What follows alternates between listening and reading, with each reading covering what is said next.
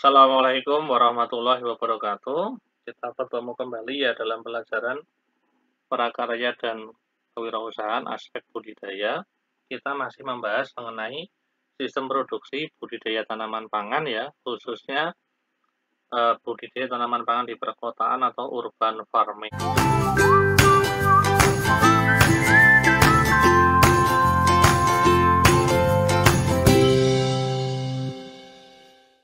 Oke, kita review dulu ya. Pada pertemuan sebelumnya sudah kita bahas sedikit ya tentang urban farming atau pertanian perkotaan ya sebagai solusi krisis pangan. Kita ingat kembali ada beberapa teknik ya atau metode urban farming. Yang paling sederhana adalah tetap menggunakan tanah tetapi diwadahi gitu ya. Jadi budidaya menggunakan wadah pot atau polybag. Ini yang paling sederhana. Kemudian kalau budidayanya itu menggunakan pot yang disusun bertingkat ya, itu disebut sebagai vertikultur. Vertikultur juga bisa dibuat menggunakan pipa paralon seperti ini ya, yang disusun bertingkat dilubangi di tepinya, atau bisa menggunakan bambu. Nah, kemudian ada juga teknik budidaya dalam wadah ya, baik yang bertingkat, vertikultur maupun yang tidak, tetapi menggunakan media tanam selain tanah. Nah, itu dikenal dengan nama hidroponik ya, misalnya dengan menggunakan arang sekam atau langsung menggunakan air ya.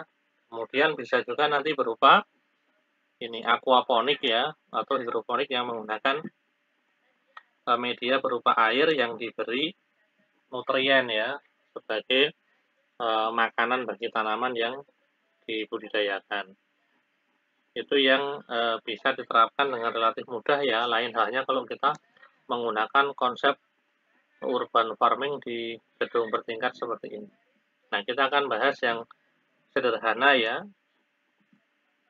Intinya kita tetap memperhatikan sistem produksinya, yaitu antara input, kemudian proses, dan outputnya ya. Intinya kita kan menggunakan input yang terbatas, terutama adalah lahan ya, kemudian menggunakan proses atau sistem produksi yang teknik produksi yang efisien, kemudian untuk menghasilkan produk budidaya tanaman pangan ya. Selain itu juga ada efek lain selain pangan ya, bisa juga untuk kesehatan, menciptakan lapangan kerja, kemudian menciptakan lingkungan yang berkualitas ya, dan bisa untuk meningkatkan komunikasi atau sosialisasi di masyarakat dan juga edukasi. Nah, contohnya ini kan misalnya di Semarang ini ya, budidaya atau panen nih ya, panen padi yang dibudidayakan dalam pot. Ini di Banjarmasin ya, budidaya padi dalam ember, ternyata satu ember bisa menghasilkan 3 ons ya, atau 300 gram gabah. Kemudian ini contoh hidroponik dengan arang sekam ya. Ini bisa juga dipadukan, di bawahnya itu diberi ikan misalnya, sehingga selain panen tanaman pangan, padi, kita juga bisa panen ikan lele atau nila atau mungkin belut gitu ya. Nah, sekarang kita bahas lebih lanjut ya. Saya akan menjelaskan mengenai apa yang akan kita praktekkan ya. Sekarang ini kan era revolusi industri 4.0 ini ya. Semuanya serba digital dan kalian sebagai generasi milenial ya, tidak perlu malu juga untuk bertani ya. Jadilah petani milenial gitu ya. Petani yang smart, learn and grow gitu ya. Menjadi petani berteknologi di rumah sendiri. Nah, ini penugasan kemarin ya. Jadi yang pertama, kalian kan sudah membuat BMC ya, bisnis model canvas. Kemarin juga sudah saya beri kesempatan untuk revisi ya bagi yang masih belum sesuai. Nah, setelah itu silahkan tentukan teknik budidayanya. Apakah akan menggunakan tadi ya budidaya tanaman pangan dalam pot, atau dengan vertikultur, atau dengan tadi apa hidroponik tadi ya, atau aeroponik dan sebagainya. Silahkan nanti ditentukan dulu. Kemudian mendata ya, datalah kebutuhan sarana produksi yang diperlukan. Setelah itu baru dipraktekkan sesuai dengan kondisi di lingkungan tempat tinggalmu. Jangan lupa dokumentasikan dalam bentuk video ya. Jadi kita melatih untuk, ini kan ada masalah ya, masalahnya adalah terbatasnya lahan ya di perkotaan, sedangkan kita butuh pangan kan, apalagi di masa pandemi, PPKM level 4 itu ya, itu kan mobilitas penduduk terbatas. Nah, dalam rangka social distancing kan ya, maka kita perlu juga untuk belajar ini ya, bagaimana kita kreatif dan inovatif ya, memanfaatkan lingkungan yang ada di sekitar kita. Nah, yang pertama ini ya, tipsnya ya, jadi yang pertama silahkan kenali dulu biologi tanamannya. Jadi jangan sampai kita mau menanam tanaman pangan tetapi keliru gitu ya, yang ditanam bukan tanaman yang kita maksud. Nah, misalnya ini ya, ini kan tanaman kacang-kacangan ya, ini adalah gambar tanaman kacang tanah, Erastis hypogea. Itu juga digambarkan ada hama dan penyakit ya, ada uret atau ulat tanah ya, ada penyakit karat daun, penyakit bercak daun, menghisap daun, penggulung daun, perusak daun, dan sebagainya. Ini perlu diperhatikan. Meskipun dalam budidaya di lahan sempit ya di perkotaan itu biasanya kita juga membutuhkan pestisida untuk mengatasinya. Nah, yang paling penting adalah ini termasuk tanaman apa? Jangan sampai salah. Ini kan tanaman kacang-kacangan ya. Ini meskipun kacangnya itu ada di dalam tanah, ingat ini bukan umbi ya. Ini kacang-kacangan. Jangan sampai salah menyebutkan sebagai umbi-umbian. Kan itu di dalam tanah Pak, bukan, itu tetap kacang ya. Nah, ini karena kacang tanah itu kan berasal dari bunga ya. Ketika bunganya sudah mengalami penyerbukan, sudah dibuahi ya, maka bunga itu akan ini menuju ke dalam tanah ya. Kemudian membentuk buahnya ini ya, buah polong yang di dalamnya ada bijinya. Jadi ini bukan umbi ya, ini adalah kacang-kacangan. Nah, kemudian silahkan baca pedoman teknis budidayanya dari Kementerian Pertanian ya, Direktorat Budidaya Aneka Kacang dan Umbi. Ini sudah ada, atau dari Dirjen Tanaman Pangan ya, kalau sekarang ya sudah ada ini beberapa pedoman teknis yang selalu diperbaiki ya, dan seiring dengan inovasi yang dikembangkan. Nah, baca pedoman teknis budidayanya, karena kita di lahan sempit, nanti kalian bisa mengembangkan ya dari juknis. Ini kan juknis untuk di lahan yang konvensional di sawah atau di ladang ya, kita bisa cari contoh inovasi. Kemudian dari contoh inovasi itu kita sesuaikan lagi dengan lingkungan tempat tinggal kita. Misalnya kalau di rumahmu tuh tidak banyak tanah, maka pilihlah hidroponik misalnya. Atau misalnya kalau lahannya tidak begitu luas ya, nah bisa dengan vertikultur atau kombinasi dan sebagainya. Nah, kemudian siapkan saprotannya, sarana produksi pertanian. Ini beberapa contoh ya. Yang pertama adalah siapkan bibitnya dulu ya. Misalnya padi ya, pilihlah bibit padi atau benih padi yang bersertifikat ini ya. Bibit unggul, jangan asal menanam, apalagi dari hasil panen sendiri itu kurang bagus ya.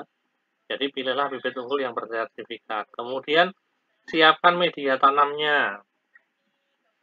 Kemudian siapkan wadahnya, ini ya bisa dengan pot, bisa dengan polybag. Ukuran polybag ada bermacam-macam ya, dari 15 kali 10 cm hingga 45 kali 45 cm, bahkan yang lebih besar lagi gitu ya.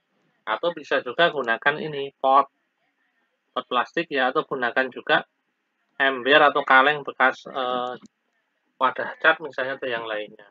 Kemudian jangan lupa untuk menyiram, misalnya digunakan embrat atau nanti dengan sprayer atau yang lain yang memungkinkan ya, yang sudah kalian peroleh. Kemudian untuk bantuan mengolah tanahnya bisa menggunakan ini sekop ya, sekop, garpu, atau ini garu ini ya.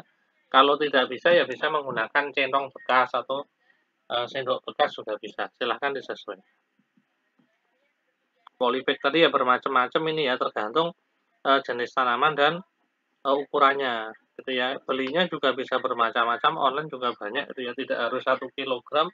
Ada yang juga bisa beli berapa biji ya, atau kalau yang ukurannya besar bisa belinya per biji berapa ya, persatuan maksudnya, persatuan polybag.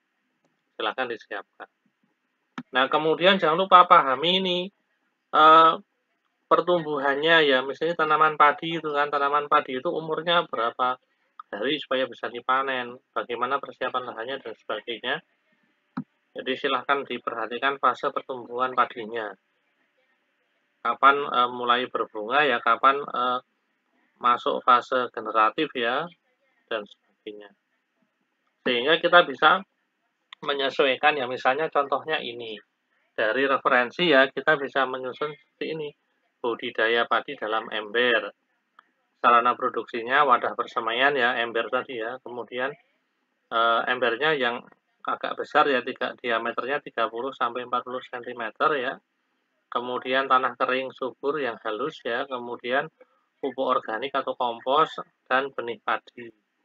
Tahapan budidayanya H-6 yaitu dimulai dengan penyemaian benih ya. Benihnya diseleksi ya, biji padinya kita rendam selama 24 jam ya. Nanti kan biasanya akan terpisah ya, yang biji bagus dan yang tidak bagus. Yang tidak bagus itu biasanya akan terapung. Nah, itu yang terapung tidak kita pakai ya. Kita gunakan biji yang bagus yang tenggelam. Kemudian ditiriskan sebentar, kemudian diperam atau dibungkus dengan daun, dengan kain atau kertas koran selama 24 jam. Kemudian campurkan media tanam, tanah kering dan kompos tadi ya dengan perbandingan 1:1, kemudian diayak. Kemudian masukkan ke dalam wadah persemaian yang dilapisi plastik, tingginya antara 5 sampai 7 cm. Semaikan benihnya, tutup benih dengan media semai ya, setinggi 1 sampai 2 mm. Kemudian disemprot air tiap 4 sampai 6 jam supaya terjaga kelembabannya. Kemudian simpan di tempat yang teduh. Nah, ini persiapan penyemaian benihnya. Kemudian H-1 siapkan media tanam ya. Campurkan 60% tanah dan 40% pupuk.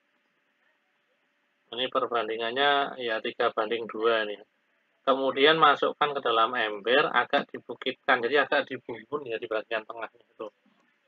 Nah, tiba pada hari H penanaman, tanaman padi yang sudah berusia 5 sampai 10 hari kita cabut ya, ditarik pangkal benih dengan tangan kanan dengan hati-hati ya.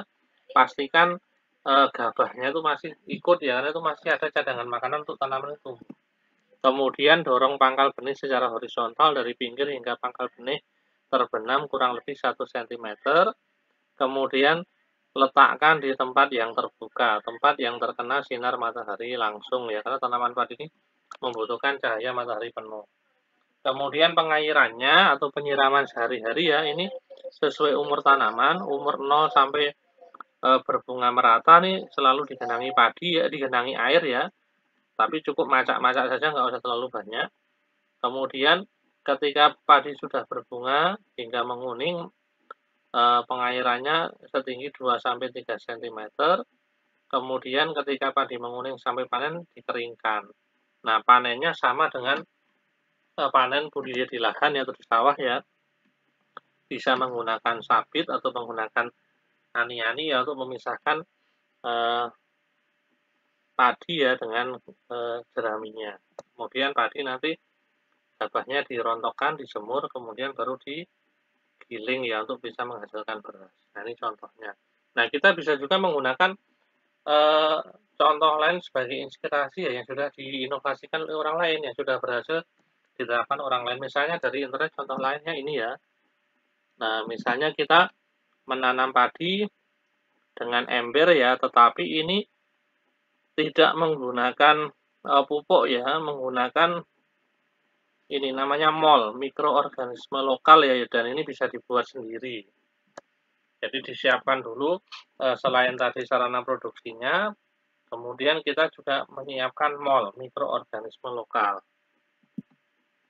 Nah, ini ya dibuat dengan campuran kompos dan MOL nanti ya, media tanamnya ya. Tanah secara otomatis akan menjadi reaktor biologis sehingga memberikan nutrisi pada tanaman tanpa menggunakan pupuk dan pestisida kimia. Bahan untuk membuat MOL: nasi basi 2,5 ons, air bersih 1 liter, dan gula pasir 5 sendok makan. Cara pembuatannya, campurkan gula dan air lalu aduk rata. Siapkan nasi basi yang sudah berjamur di sebuah wadah, lalu campurkan dengan larutan gula. Setelah itu biarkan selama 1 minggu ya, hingga cairan nasi akan berbau seperti tape. Itu artinya MOL sudah siap untuk digunakan. Nah, kalau mau sudah siap, tinggal digunakan untuk budidaya padi di ember ini ya. Siapkan benih padinya. Benih padi bisa dibeli di sarana toko saprotan ya, toko sarana produksi pertanian, atau bisa juga dibeli online ya. Di marketplace banyak tuh sekarang yang jualan aneka benih tanaman termasuk tanaman padi. Kemudian sama dengan cara yang pertama tadi ya, direndam dulu benih padinya selama 1 hari atau 24 jam ya. Selain kalau sudah benih yang bersertifikat biasanya hampir semuanya ya, hampir 100% itu bagus ya. Jadi nanti mungkin kalaupun ada yang kurang bagus hanya beberapa saja. Nah, ini direndam sampai kulitnya lunak, kemudian disemai hingga tumbuh tunas setinggi 5 sampai 7 cm. Kemudian siapkan ember bekas ya, bisa juga nanti dengan pot atau dengan ember bekas cat dan sebagainya ya. Campurkan tanah dan kompos, lalu siram dengan cairan mol. Mikroorganisme lokal tadi ya yang sudah dibuat tadi, tidak perlu terlalu basah. Kemudian pindahkan tunas padi ke ember, tidak perlu dibenamkan ke tanah, dan siram dengan mol ini 3 hari sekali. Dalam waktu 3-4 bulan nanti insya Allah padinya sudah bisa dipanen. Ini contoh yang lain ya, contoh referensi yang lain yaitu menggunakan mol. Nah, bisa juga kita cari contoh lain di internet, misalnya ini, ada yang sudah berhasil melakukan budidaya jagung dalam polybag ya. Nah, kita cari referensinya, misalnya ini, nanti bisa kalian sesuaikan ya, misalnya ini, budidaya jagung dalam polybag. Nanti kita bisa membaca bagaimana tahapan persiapan alat dan bahannya, kemudian cara penanamannya, perawatannya, hingga pemanenannya berapa lama gitu ya. Ini contohnya yang jagung. Kemudian contoh yang lain ini, nah misalnya kita mau menanam kedelai ya, jadi kita juga harus tahu fase pertumbuhan kedelai itu seperti apa, pada umur berapa kedelai mulai berbunga dan membentuk buah dan sebagainya. Nah, sehingga nanti kita bisa menanam ini ya, menanam misalnya edamame dalam polybag gitu ya. Ternyata juga bisa menghasilkan ya kacang edamame yang bagus ya ini ya, yang berisi gitu kan. Nah, atau misalnya ini, kamu mau budidaya kacang tanah ya, Arachidonium tadi. Nah, kita tinggal cari referensinya. Contohnya ini ya, teknik budidaya kacang tanah dalam pot ini ya, cocok untuk di rumah ini kan. Kalian bisa membaca ini bagaimana memilih benihnya ini ya. Kemudian bagaimana penanamannya, bagaimana pemupukannya. Ingat kalau kacang-kacangan itu relatif hemat pupuk ya. Kenapa? Karena kacang-kacangan itu bisa mencukupi kebutuhan nitrogennya sendiri ya. Nitrogen atau unsur N ini kan penting untuk membentuk buah dan umbi ya. Jadi kalau pada kacang tanah buah berarti ya. Jadi buah atau kolong kacang tanah itu pembentukannya membutuhkan nitrogen. Nah, untungnya tanaman kacang tanah ini ya, termasuk tanaman kacang-kacangan yang lain tuh sudah membentuk simbiosis ya, simbiosis mutualisme dengan bakteri ya. Bakteri Rhizobium ini yang ada di perakaran membentuk bintil-bintil akar itu ya, sehingga bisa mencukupi kebutuhan nitrogen. Jadi untuk kacang tanah kita tidak perlu menambahkan pupuk N gitu ya, ini lebih hemat. Nah, bisa juga dengan hidroponik nanti bisa dipelajari lebih lanjut gitu ya. Perawatannya seperti apa, kapan bisa dipanen, umur berapa, seperti itu. Nah, kemudian contoh yang lain misalnya umbi-umbian ya, mau menanam porang misalnya. Nah, kalau porang ini sampai saat ini belum ada ya, belum menemukan saya cara budidaya yang dalam wadah ya. Kalau dalam wadah ya mungkin untuk tanaman hias itu ya, bunga bangkainya itu. Tetapi kalau untuk produksi umbinya ini tetap membutuhkan lahan ya, artinya bukan dalam wadah atau dalam pot ya.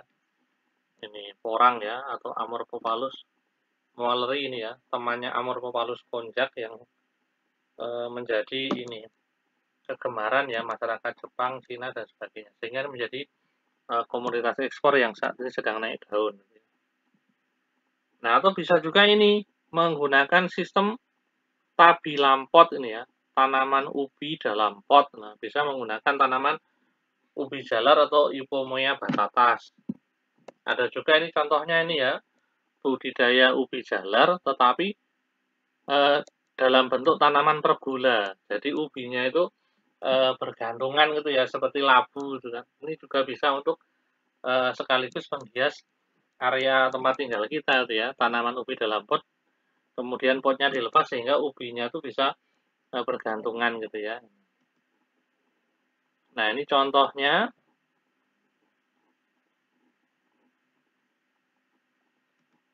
Ini ya, di Jepang ini. Nah, ubinya itu tumbuhnya itu di ini pergula atau para-para ini ya. Ketika masih awal itu tetap diberi pot, tetapi begitu umbinya sudah mulai tumbuh, potnya dilepas sehingga menjadi unik ini ya. Seolah-olah menjadi buah nih, padahal ini umbi ini ya, ubi jalar yang dibudidayakan dengan sistem ini, tanam ubi secara menggantung ini ya. Atau bisa juga yang dengan pot ya. Ini tadi misalnya cara menanam ubi jalar dalam pot atau karung ya, bisa juga dengan karung bekas ini.